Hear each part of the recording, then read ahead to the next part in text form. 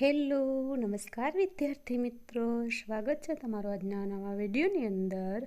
તો આજે આપણે વિડીયોની અંદર ગુજરાતી વ્યાકરણ MCQ પ્રશ્ન એનો પાર્ટ 6 છે એ જોઈશું, જે દરેક સ્પર્ધાત્મક પરીક્ષા માટે ખૂબ જ ઉપયોગી છે. તો એની અંદર વ્યાકરણના તમામ મુદ્દાઓ છે એમાંથી આપણે MCQ પ્રશ્નો લીધેલા છે, જે ખૂબ જ ઉપયોગી છે. તો ચાલો વિડીયોની શરૂઆત કરીએ. સૌથી પહેલો પ્રશ્ન છે, ગુજરાતી ભાષામાં કેટલા વચનો પ્રયોજાય છે? Option A 5, option B 1, option C 3 કે ઓપ્શન D 2. ગુજરાતી ભાષામાં કેટલા વચનો છે એ આપણે અહીંયા આન્સર આપવાનો છે. એનો 5 છે, 1 છે, 3 કે 2. કેટલા વચનો છે? તો અહીંયા આપણો આન્સર આવશે ઓપ્શન D 2 વચનો છે, એક વચન અને બહુવચન. પ્રશ્ન નંબર 2, લિંગ પરિવર્તનની દ્રષ્ટિએ કઈ જોડ ખોટી છે? ખોટી જોડ અને સાચી જોડ એમાં ક્યારેક આપણે કન્ફ્યુઝ થઈ જતા હોય છે, કેમ કે ઉતાવળમાં આપણે એમ થાય કે પ્રશ્નો આવડે જ છે, પણ ત્યાં આપણે ભૂલ કરીએ છીએ. તો અહીંયા આપણે ખોટી જોડ ગોતવાની છે, ખાસ યાદ રાખજો. ઓપ્શન A છે ગોળો ગોળી, ઓપ્શન B પલંગ ખુરશી, ઓપ્શન C પર્વત દિવાલ અને ઓપ્શન D બાળક અને છોકરું. તો અહીંયા આપણો આન્સર આવશે પર્વત અને દિવાલ એ ખોટી જોડ છે. પ્રશ્ન નંબર 3, જે કરે સેવા તે પામે મેવા.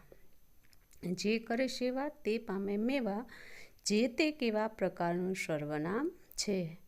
ઓપ્શન A સાપેક્ષ સર્વનામ, ઓપ્શન B સ્વવાચક સર્વનામ, ઓપ્શન C દર્શકવાચક સર્વનામ કે ઓપ્શન D અનિશ્ચિત સર્વનામ. તો અહીંયા આપણો આન્સર આવશે જે તે છે સાપેક્ષ સર્વનામ છે. પ્રશ્ન નંબર 4, નીચેના વાક્યોમાં કયું એક સર્વનામ નથી? એ આપણે સર્વનામ નથી એ આપણે ગોતવાનું છે. તું તેને કહી દેજે કે તેનો આમાં ભાગ નથી.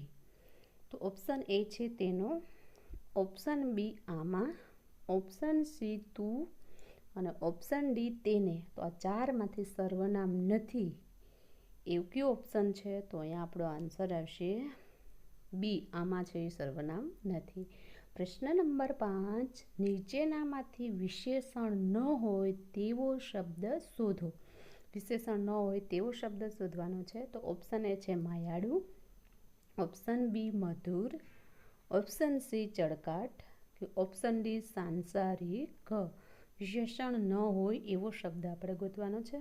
તો અહીંયા આપણો આન્સર આવશે ઓપ્શન C ચળકાટ છે એ વિશેષણ નથી. પ્રશ્ન નંબર 6, નીચે આપેલ વિશેષણમાંથી સ્ત્રી માટે કયું વિશેષણ યોગ્ય નથી? સ્ત્રી માટે વિશેષણ યોગ્ય ન હોય એવો ઓપ્શન ગોતવાનો છે આપણે. તો ઓપ્શન A છે સૌભાગ્યવતી, એ તો લાગુ પડે જ છે. ઓપ્શન B પ્રોષિત પત્નીક, ઓપ્શન C વિધવા, ઓપ્શન D પ્રોષિત ભર્તુકા. તો અહીંયા આપણો આન્સર આવશે ઓપ્શન B પ્રોષિત પત્નીક, એ પુરુષ માટે લાગુ પડે છે. પ્રશ્ન નંબર 7, જાણે કુદરતે રહેમ કરી હોય તેમ લાગે છે.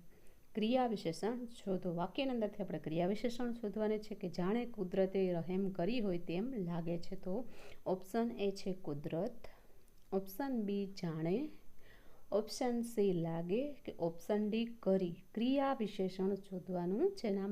ક્રિયાના અર્થમાં જે વધારો કરે એને ક્રિયા વિશેષણ કહેવાય. એટલે અહીંયા આવશે આન્સર B જાણે. પ્રશ્ન નંબર 8, નીચે આપેલ વાક્યમાંના રેખાંકિત શબ્દનો કૃદંત પ્રકાર જણાવો.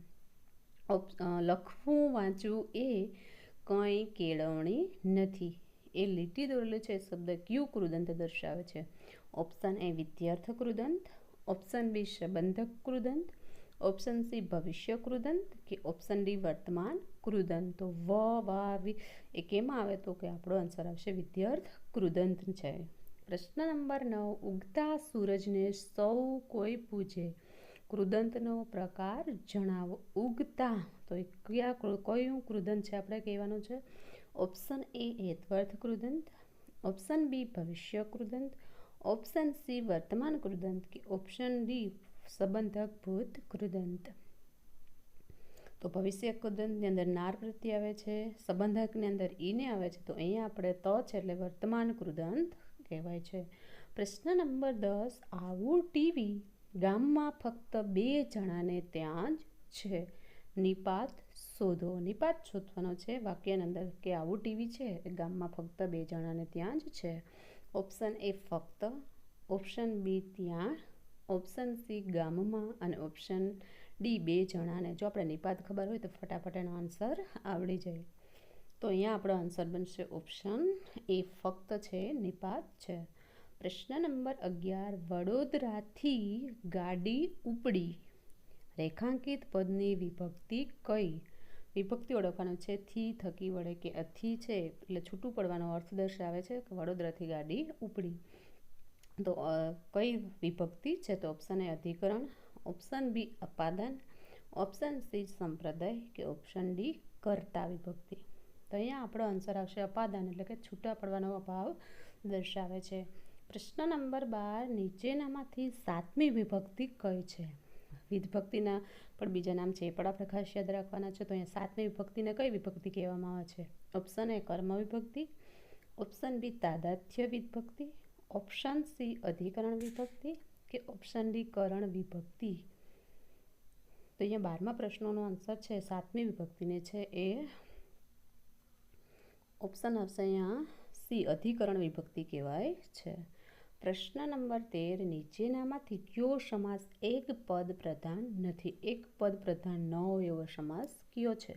ઓપ્શન એ દ્વંદ્વ, ઓપ્શન બી મધ્યમ પદલોપી, ઓપ્શન સી કર્મધારય કે ઓપ્શન ડી ઉપપદ. 3 છે એ એક પદ પ્રધાન છે અને 1 છે એમાંથી એક પદ પ્રધાન નથી એવો સમાસ કયો છે? તો અહીંયા 13મા પ્રશ્નનો આપણો આન્સર આવશે ઓપ્શન ડી ઉપપદ સમાસ એક પદ પ્રધાન નથી. પ્રશ્ન નંબર 14, નીચેનામાંથી કયું જોડકું સાચું છે? ઓપ્શન એ છે નિગમ અગમ, તો દ્વંદ્વ સમાસ છે. ઓપ્શન બી જીવનપ્રીત, બહુવ્રીહી, ઓપ્શન સી કદરદાન, તત્પુરુષ, ઓપ્શન ડી ધુરંધર, કર્મધારય. તો સાચું જોડકું છે આપણે ગોતવાનું છે. તો એનો વિગ્રહ કરીએ તો આપણે કયો સમાસ છે એ ખબર પડી જાય તો આપણે જોડકું સાચું મળી જાય. તો અહીંયા આપણો આન્સર આવશે ઓપ્શન એ નિગમ અને અગમ એ દ્વંદ્વ સમાસ છે. પ્રશ્ન નંબર 15, મસ જસ તત ગા બંધારણ કયા છંદનું છે? આ રીતના પણ પ્રશ્ન પૂછાઈ શકે છે કે આ બંધારણ કયા છંદનું છે? ઓપ્શન એ છે શિખીરણી છંદનું, ઓપ્શન બી શાર્દુલ વિક્રીડિત, ઓપ્શન સી મંદાક્રાંતા, ઓપ્શન ડી ઝૂલણા. તો મસ્ત જશ તત ગા બંધારણ છે એ અહીંયા આપણો આન્સર આવશે ઓપ્શન બી શાર્દુલ વિક્રીડિત એનું બંધારણ છે. પ્રશ્ન નંબર 16, મીચાય છો પાપણ એક પંક્તિનો છંદ ઓળખાવો. સૌથી પહેલાં આપણે અક્ષરો ગણશું અને આ બધા છે અક્ષર મેળ જ છંદ છે એટલે આપણે અક્ષરો ગણશું તો કયો છંદ બને એ જોઈએ. તો અહીંયા અક્ષર થશે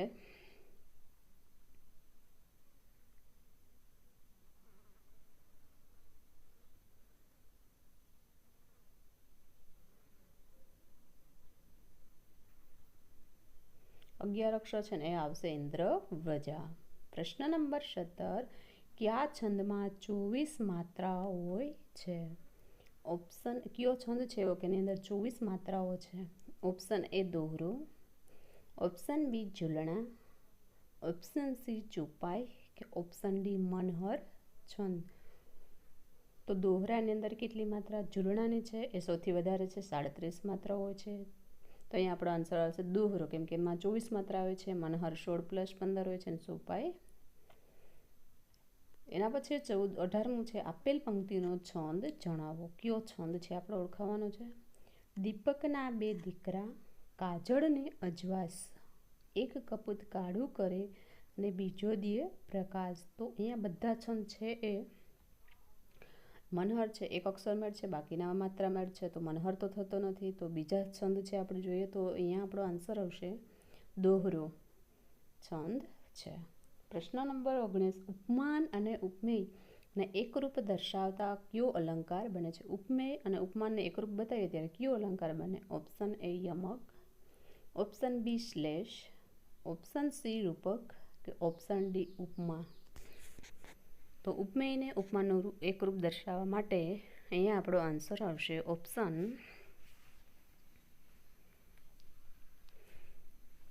ઓપ્શન સી રૂપક અલંકાર બને છે. પ્રશ્ન નંબર 20, ગાયક ન લાયક તું ફોગટ ફૂલાણો છે, અલંકાર જણાવો. કયો અલંકાર બનશે? ગાયક ન લાયક તું ફોગટ ફૂલાણો છે. ઓપ્શન એ વર્ણાનુપ્રાસ, ઓપ્શન બી યમક, ઓપ્શન સી ઉપમા અને ઓપ્શન ડી અનન્વય. તો વર્ણાનુપ્રાસની અંદર એકને એક વર્ણ અથવા અક્ષર વારંવાર આવતો હોય તો વર્ણાનુપ્રાસ બને. ઉપમાની અંદર જેવું જેવું જેવું અને અનન્વય ઉપમેય એને જ ઉપમાનું રૂપ, તો એ પણ નથી. તો અહીંયા આપણે આન્સર આવશે યમક, ગાયક ને લાયક. પ્રશ્ન નંબર 21, તલવારથી તેજ તારી આંખલડીની ધાર છે, પંક્તિમાં કયો અલંકાર છે? ઓપ્શન એ ઉત્પ્રેક્ષા, ઓપ્શન બી વ્યાજસ્તુતિ, ઓપ્શન સી વ્યતિરેક કે ઓપ્શન ડી ઉપમા.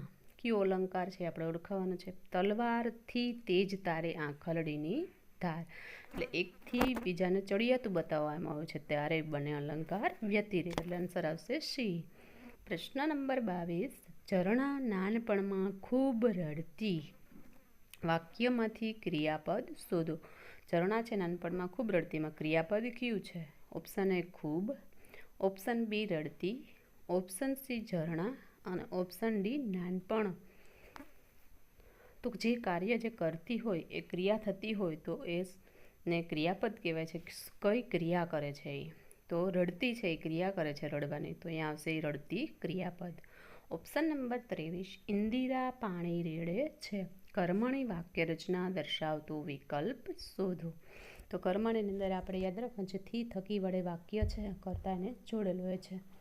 તો ઓપ્શન એ છે ઇન્દિરાને પાણી રેડવું છે, ઓપ્શન બી ઇન્દિરા પાણી રેડાવે છે, ઓપ્શન સી ઇન્દિરા પાણી રેડે અને ઓપ્શન ડી ઇન્દિરાથી પાણી રેડાય છે.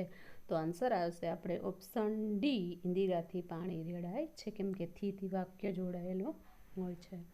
પ્રશ્ન નંબર 24, નીચે પૈકી ભાવે પ્રયોગ દર્શાવતું વાક્ય કયું છે? ઓપ્શન એ મોજથી ખડખડાટ હસી પડાયું, બૂટ કંઈ ખાસ કસાયા નહોતા, સી છે સરકારે રાહત કેન્દ્રો ખોલ્યા છે અને ડી છે દાંત વગર ચવાણું ખવાય કેવી રીતે. ભાવે પ્રયોગની અંદર કર્મ આવતું નથી અને થી વડે છે દ્વારા એનાથી વચ્ચે જોડાયેલો હોય છે કર્તાને. તો અહીંયા આપણો આન્સર બનશે ઓપ્શન એ, મુજથી ખડખડાટ હસી પડાયું. પ્રશ્ન નંબર 25, નીચે આપેલ વાક્યનો પ્રેરકનો સાચો વિકલ્પ શોધો. પ્રેરક વાક્ય છે એનું શોધવાનું છે. તે ખાય છે એનું પ્રેરક વાક્ય. ઓપ્શન એ છે તેનાથી ખવાય છે, ઓપ્શન બી તેની પાસે ખવાશે અને ઓપ્શન સી તેને ખવડાવે છે અને ઓપ્શન ડી તેને ખવડાવશે. પ્રેરકની અંદર એક વ્યક્તિ બીજી પાસે કાર્ય કરાવે તો તે પ્રેરક વાક્ય બને છે. તો તે ખાય છે તો એનો આન્સર આવશે અહીંયા આપણે પ્રેરક વાક્ય બનશે ઓપ્શન સી તેને ખવડાવે છે. તો અહીં વિદ્યાર્થી મિત્રો 25 MCQ પ્રશ્ન છે જે એ જોયા જે દરેક સ્પર્ધાત્મક પરીક્ષા માટે આપણને ખૂબ જ ઉપયોગી થશે. જો તમને આ વિડીયો પસંદ આવે તો લાઈક કરો, ચેનલ પર નહીં હોય તો સબસ્ક્રાઈબ કરો અને અન્ય વિદ્યાર્થી મિત્રો સુધી શેર કરો. Thank you.